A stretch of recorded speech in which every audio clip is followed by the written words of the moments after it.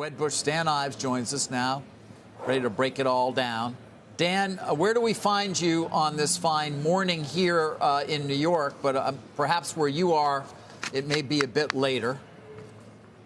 Yeah, I'm in Tokyo right now. And look, as we've talked about on the program, I mean, when it comes to AI and it comes to checks, it's not going to be sitting in an office building, right? I mean, and I think what we're continuing to see gives us just further confidence that this AI revolution from semis to software is just beginning. All right, so what is it you're continuing to see? And tell our viewers, you're in Tokyo. You know, they're well acquainted with your channel checks, but I'd be curious to know what that actually means, A, what you actually do, and then what you're seeing that's giving you the confidence in this raised forecast in terms of how many iPhone 16 shipments there will be.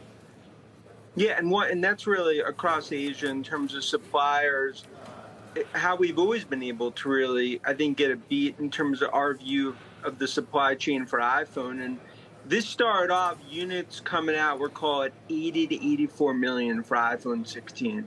And now we're at, we believe, about 90 million and potentially higher. And that's important because that's essentially what Apple is telling suppliers in terms of what the demand outlook looks like on iPhone 16. And we continue to believe this is the start of an AI-driven super cycle for Apple.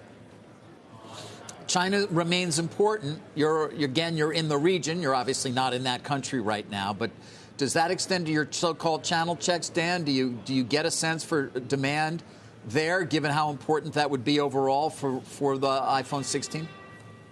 Yeah, and that's a big part of what we're doing, and we'll be back in a few weeks in Asia. I think China is going to be key in terms of from a growth perspective. I mean, we believe there's 100 million iPhones in a window of an upgrade opportunity.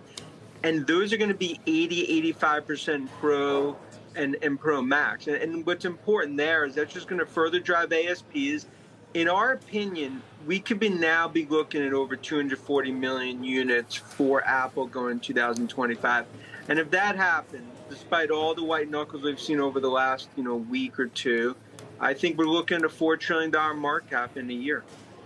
The problem, Dan, is that what we learned from earnings is that these stocks and these companies are still very reliant on, advertising or macro factors. And Amazon was soft on e-commerce guide, and Google, YouTube was soft. And so I just wonder if there are dangers with the excitement and exuberance with AI, which is clearly the predominant trend with current revenue growth.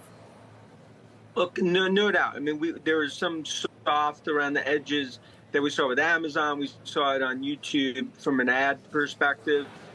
But then you look at what we believe is just this fourth industrial revolution that's getting built out. Look at Microsoft in terms of the Azure guidance. Look at what we saw from cloud, from Google, from Amazon, from Microsoft. Look what we saw from Palantir, from a use case perspective. And I think ServiceNow also starting to see it. This is the start of just a massive, we believe, $1 trillion of CapEx over the coming years. And I'm not saying that it's necessarily going to be, there's going to be some speed bumps on the way in tech, but I believe this tech bull market is well underway, despite obviously some of the macro worries that we've seen over the last week. And that's how we're hand-holding investors through it.